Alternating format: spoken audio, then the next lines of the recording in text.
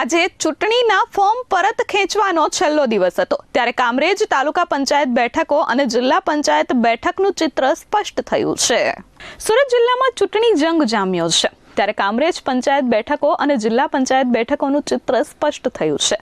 કામરેજ તાલુકા પંચાયતની 20 બેઠક પર 44 ઉમેદવારો મેદાને છે જ્યારે આજરોજ 7 ઉમેદવારોએ ઉમેદવારી પરત ખેંચી હતી।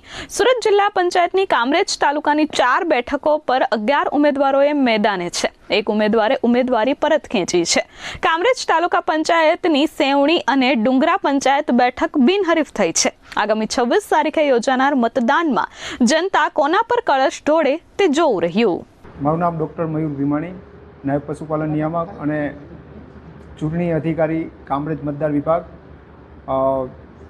જિલ્લા પંચાયત અને તાલુકા પંચાયતની બેઠકો માટે તારીખ 6/4/2026થી ઉમેદવારી પત્ર ભરવાનું શરૂ થયું હતું અને 11/4/26ના બપોરના 3 વાગે ઉમેદવારી પત્રક ભરવાનું કામગીરી પૂર્ણ કરવામાં આવી હતી। આ કામગીરીમાં મળેલા ઉમેદવારી પત્રકોની ચકાસણીની કામગીરી તારીખ 13/4/26ના રોજ પૂર્ણ કરવામાં આવી હતી।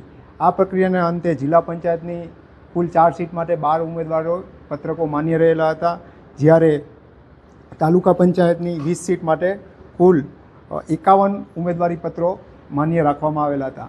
આજ રોજ જે 15/4/2026ના રોજ બપોરે 3 વાગ્યા સુધી ઉમેદવારી પત્ર પરત ખેંચવાનો છેલ્લો સમય હતો।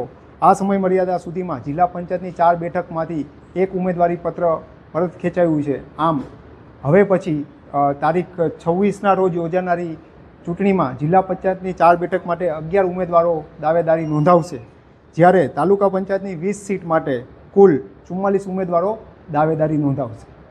Bureau report S24 news Surat.